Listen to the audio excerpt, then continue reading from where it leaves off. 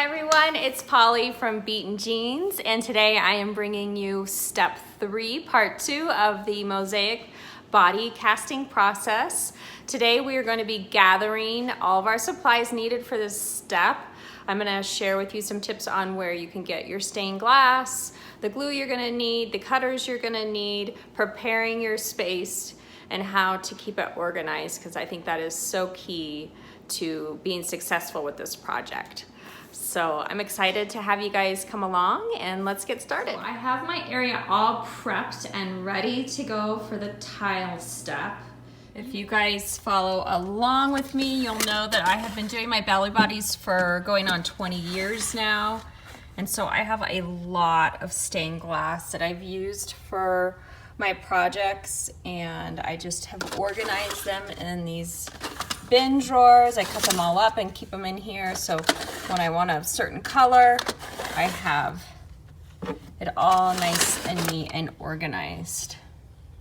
If you're planning on doing a project that has a lot of different colors in it, I suggest you purchase one of these as well. It is just makes your life so much easier, your house cleaner, and everything's super organized. I purchased all of this stained glass from a stained glass shop in town, and I just went into their shop and asked them if they have any remnant stained glass, and sure enough, they'll let you purchase it by the pound. So you just go in and pick certain colors that you want for your project, stick it in a box, they weigh it, and off you go. I think it costs like $3 or $4 a pound. So, but it's a great way if you're wanting to use a lot of colors, because you can get a lot of variety that way. You want to choose an area in your house where you'll be able to leave this set up long term, so that you aren't going to be breaking it down every night. You could even bring out a card table if you'd like, but you want to use an old towel just so that you're not messing up any surfaces and keeping it nice and clean. I got these 2 dish towels at Target. You want a darker colored one and a lighter color one. The lighter color one is for, of course, your darker tiles, and the darker one is for your lighter tiles. We've got our cutting tool here, which is absolutely necessary for this project. You cannot go without this. It's actually a glass cutter. You can purchase it at a stained glass shop. I'll also leave a link in the description box below for you. For this project, I'm just using these 3 Tupperwares because I chose only 3 different colors. I've got a clear, kind of shimmery white color, and a bright orange green chartreuse color, and then I picked up some mirror. Now, I did go to a local store here in Albuquerque, a stained glass shop, and I was not happy with their selection.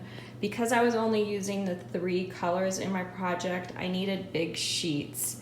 And you'll find when you do go to the stained glass shop that they have a huge variety of stained glass, but they're a little bit pricier. I found these at Hobby Lobby, and they were only $8.99 for a sheet.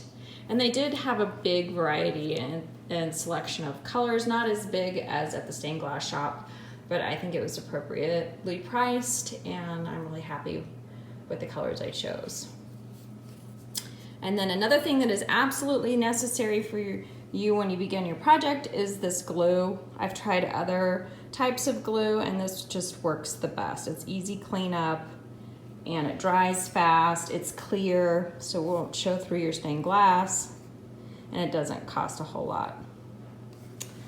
On my project, if you guys watched my last video, it took me a really long time getting this dragon drawn on here, and it left a lot of the pencil marks that I have not been able to get off.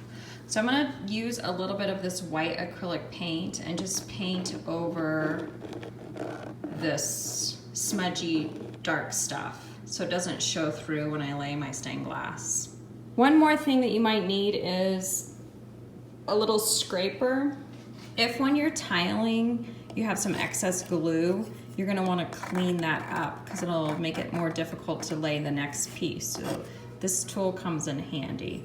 And I know it might be confusing right now, but I do recommend getting something like this, whether it be I don't know, a skewer or a Q-tip or something. You need something to be able to wipe up some excess glue.